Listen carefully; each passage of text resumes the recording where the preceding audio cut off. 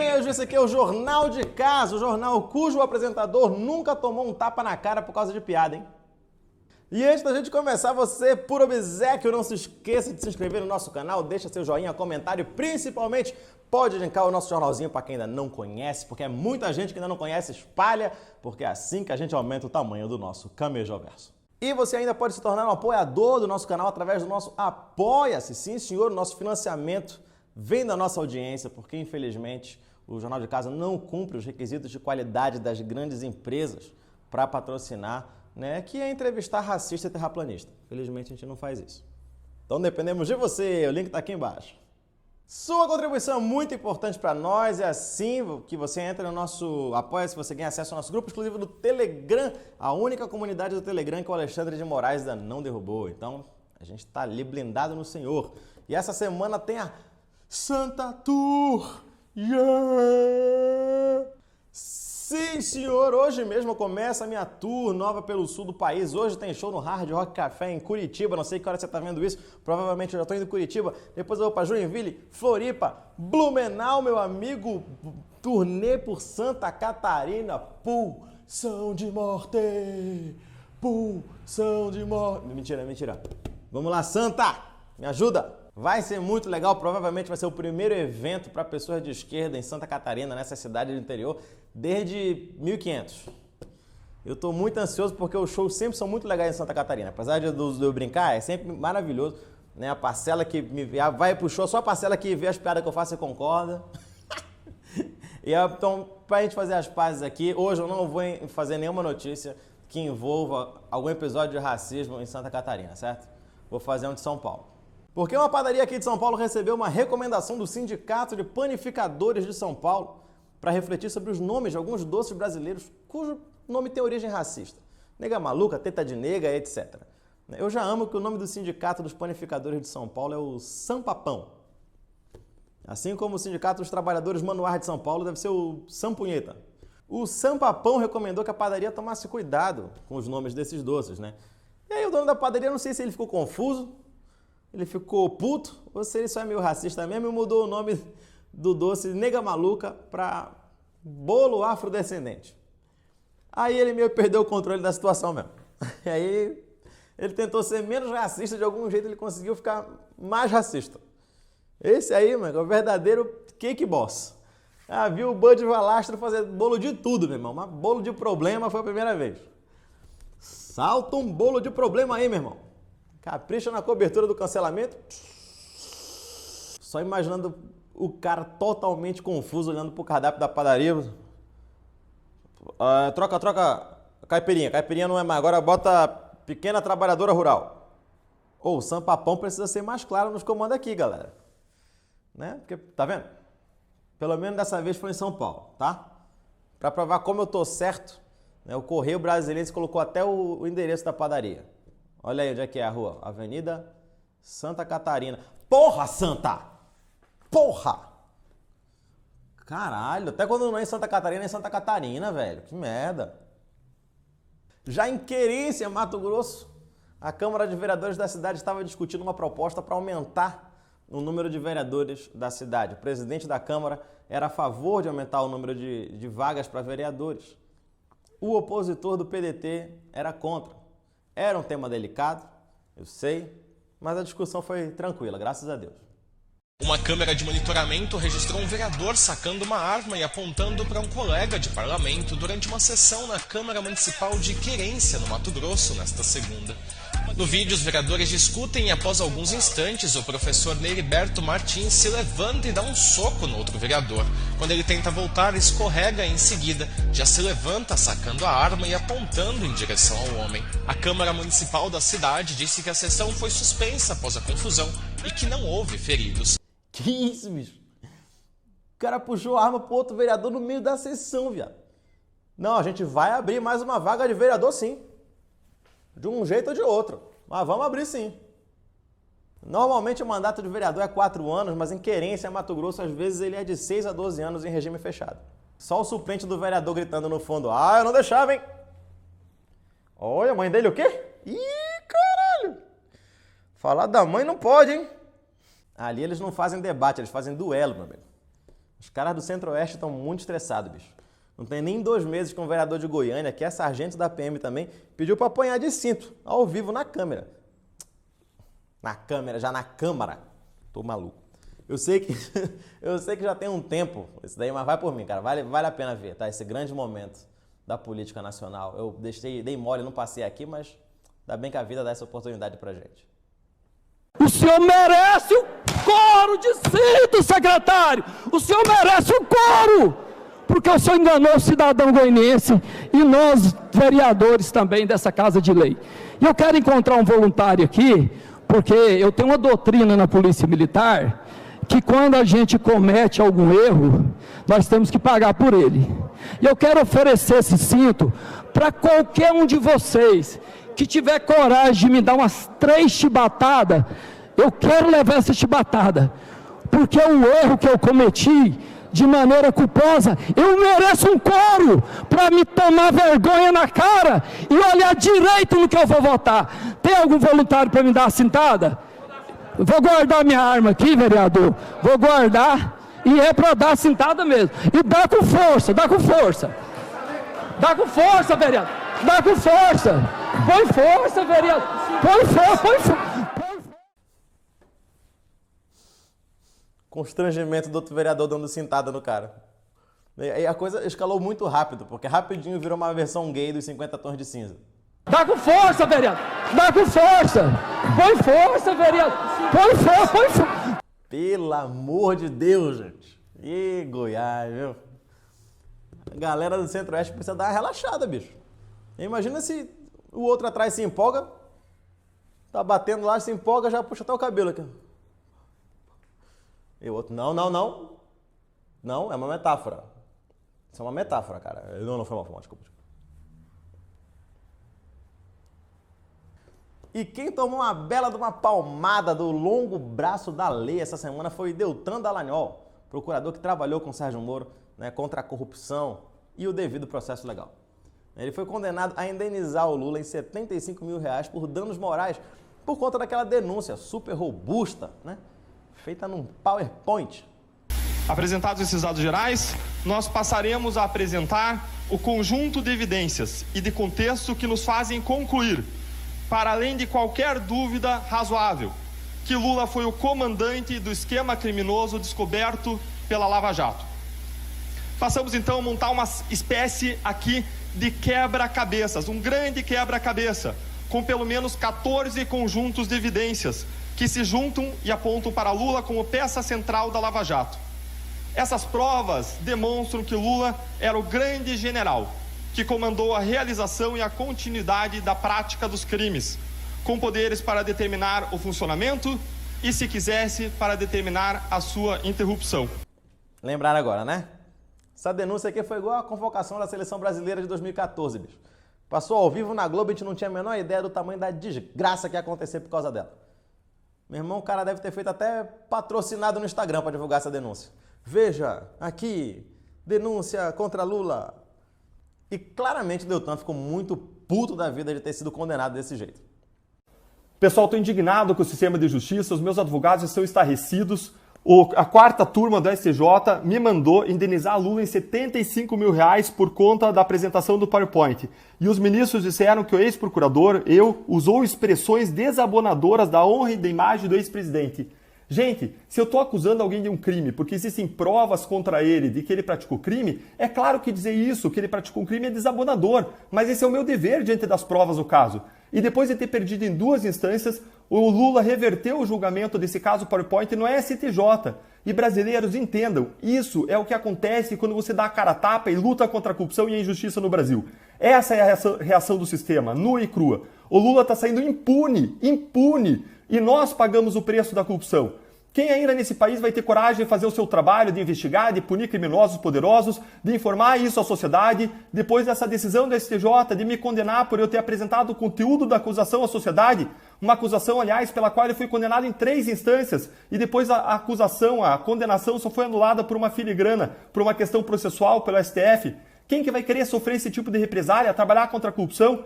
A Lava Jato acabou, o combate à corrupção está virando cinzas, corruptos que tiveram seus casos anulados pelo STF querem voltar às urnas e procuradores são punidos por fazerem seu trabalho. O próximo passo vai ser cobrar de volta de você, brasileiro e brasileira, os bilhões que eles roubaram. Mas você tá brabo? Você tá bravo, bebê? O Lula agora devia publicar um PowerPoint desse aqui, meu irmão. Olha. E ó, não quero falar nada não, mas aí ele tá tentando enganar as pessoas mais uma vez, viu? Porque, de fato, como ele diz, a acusação em si é algo desabonador, mas a decisão é justamente porque ele usou adjetivações técnicas que não foram usadas na peça de denúncia. Ele só usou naquela apresentação ridícula, né? Porque aqui ele estava de serviço e o procurador, quando oferece a denúncia, não pode ficar xingando o cara que ele está denunciando. Isso gera direito de indenização, né? Não dá para ficar, tipo, fazer aqueles canal de... Se o cara tá análise corporal, o cara fala, a gente não está falando que ele está mentindo. Mas olha essa carinha de mentiroso. E para começo de conversa, essas coisas nem tem que ser feita num TED Talk aí pro Brasil todo ver.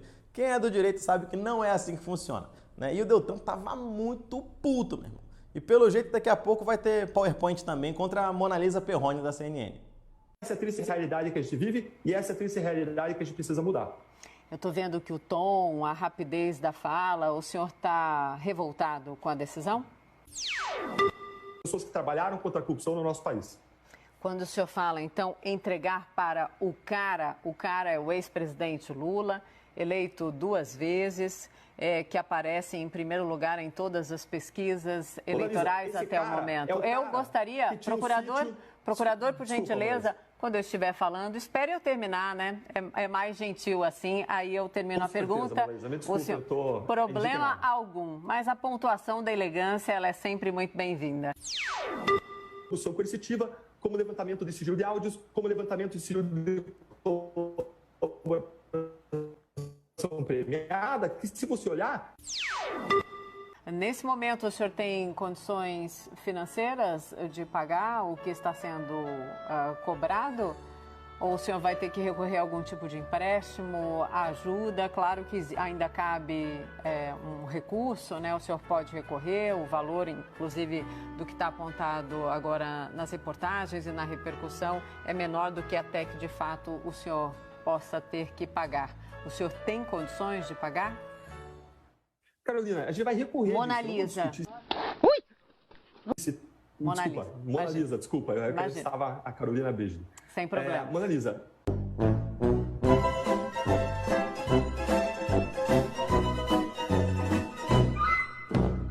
A última vez que o Deltan foi tão humilhado assim na vida foi quando ele fez aquela boca de urna ao vivo no jogo perguntando quem achava que a Lava Jato ia mudar o Brasil.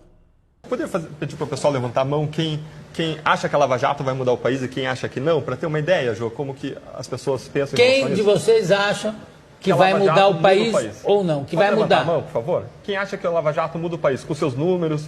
Quem acha que a Lava Jato não muda o país? A maior parte acha que não muda. Esse vídeo tem a mesma vibe do dia que o Maurício Matar perguntou na Record quem que assistia a Dona Xepa. E agora, além do ódio ao PT, ele vai ter ódio do PPT também.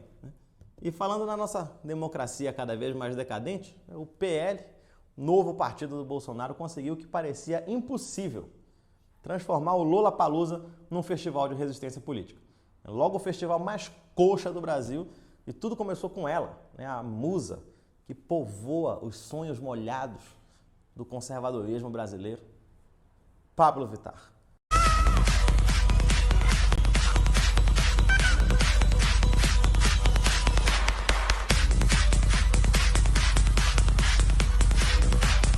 Que além de mandar o fora Bolsonaro, ela fez o L de Lula e correu com a bandeira do candidato do PT. Aí pronto. Aí abriu um portal que nos levou direto para I-5 de novo. Assim. Porque aí o TSE emitiu uma decisão liminar proibindo o festival e qualquer artista de se manifestar a favor de qualquer candidato, alegando que isso seria campanha eleitoral irregular. E para mim a Pablo já merece uma medalha só por ter conseguido fazer o Poder Judiciário trabalhar tão rápido num domingo, mano. Porra, se cada preso irregular no Brasil tivesse alvará de soltura expedido nessa velocidade, meu parceiro, aí era eficiência, viu? Mas sim, para o ministro Raul Araújo, do TSE, os artistas tinham que ser proibidos de falarem de política no festival, porque isso é campanha eleitoral antecipada. Mas o mesmo ministro não achou campanha eleitoral antecipada quando o PT pediu para o TSE tomar uma providência com relação a esses vários outdoors estavam espalhados pelo sul e pelo centro-oeste do Brasil, com campanha para o Bolsonaro, principalmente em estradas rurais de produtores rurais do Mato Grosso do Sul. Em 2 processos parecidos, o juiz decidiu a favor do Bolsonaro, alegando que o Bolsonaro não tinha como saber que os outdoors estavam ali na região, né? Porque foi o Lula quem mandou a Pablo Vittar fazer aquilo no Lula. É óbvio, porque inclusive os dois são casados.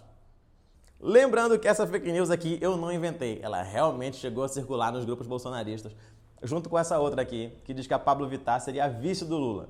O que eu nunca imaginei que fosse torcer para ser a notícia verdadeira sobre o vice do Lula. Eu vi o Alckmin e falei, porra, podia ser a Pablo. Melhor. E o mesmo ministro que proibiu as manifestações políticas no Lula foi condecorado pelo presidente Bolsonaro em junho do ano passado.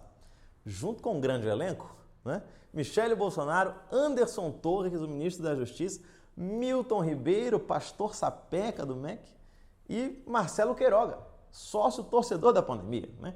Isso causou muita estranheza nas pessoas, visto que no exato dia e hora que a Pablo Vittar estava fazendo o show, o Bolsonaro estava fazendo um evento irregular de campanha gigante, que eles batizaram com outro nome só para dar uma migué. Acabou a farra com dinheiro público.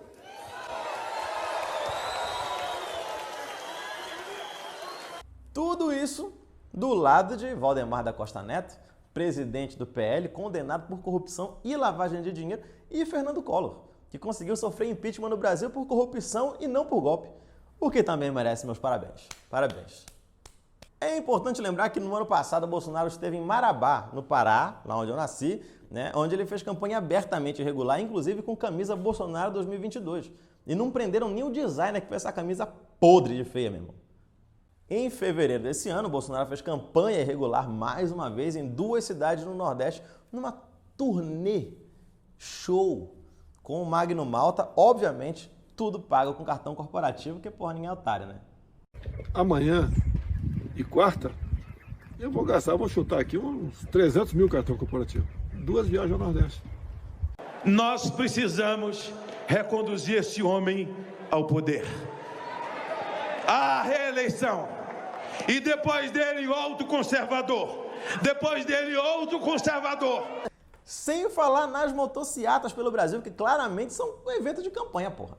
É uma carreata que tinha antigamente, só que com moto. Nada disso foi considerado campanha irregular fora de época. Até a Pablo fazer isso, né?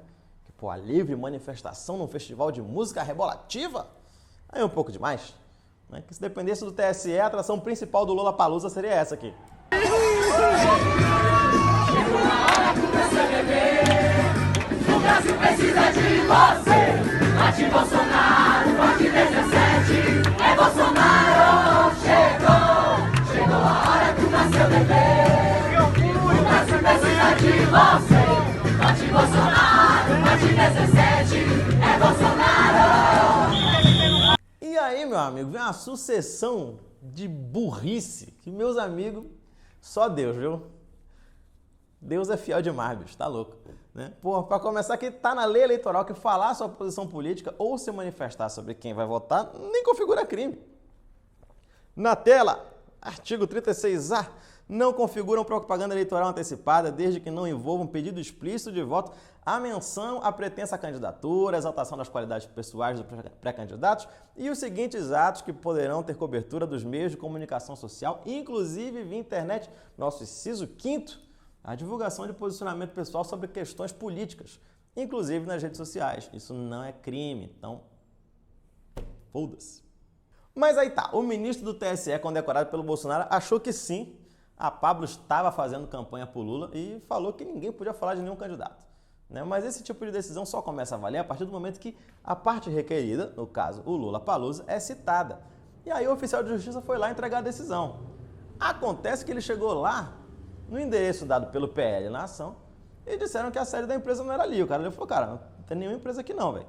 Aí o oficial de justiça achou estranho, mas beleza. Então vamos lá no Lola que não tem erro, vamos colar lá que já era. A gente chega lá, entrega a decisão e papai Bolsonaro está seguro. Só que ele chegou lá e a empresa notificada estava errada, meu amigo.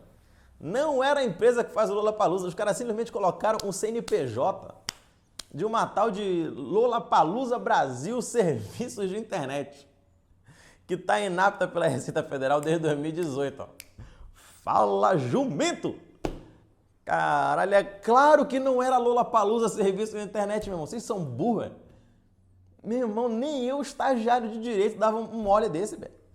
Meu Deus do céu. Eu que não queria ser o estagiário que chegou dando essa notícia. Doutor, a petição tá errada. O advogado metendo o dedo no cu e rasgando.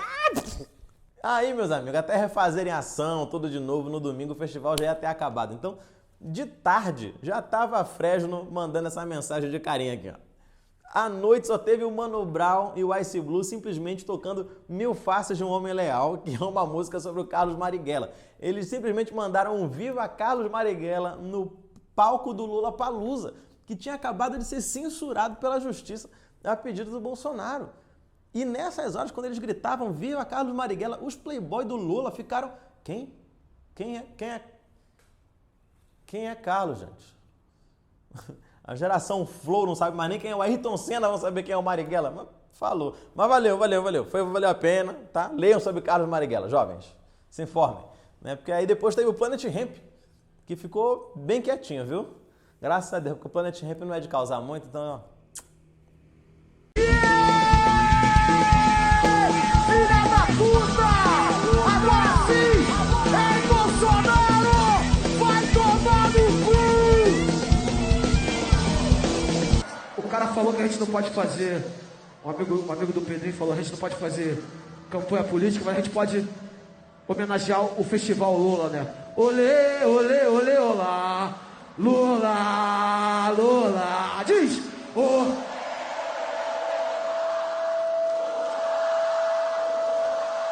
A gente tem uma grande oportunidade de novo de mudar essa porra. Vocês que são mais jovens, vocês têm que votar. Crioulo tava com a camisa pra falar disso. Vocês têm que votar, mano. Se nós estiver dizendo o Zap, vai ser tudo enganado por esse filho da puta, tá ligado? E virou o Lollapalooza. Conseguiram, meu amigo. Porra. Mas tá, isso foi claramente censura, tá? Isso foi censura clássica mesmo, sem tirar nem pôr. O ministro do TSE que proferiu essa decisão sabia disso. E por que ele fez isso? Bom, segundo o UOL, apurou, porque essa decisão seria uma forma de pleitear uma vaga no STF ano que vem. Ano que vem abre mais uma vaguinha lá no STF. E com isso, ele viraria um forte candidato a ocupar a Suprema Corte. Só não contava com a burrice dos advogados do PL. Depois disso, o PL desistiu da ação. Na segunda-feira à noite. Porra, o D2 já tinha fumado o beck número 50 desde o fim do festival. Porra, segunda noite, papai.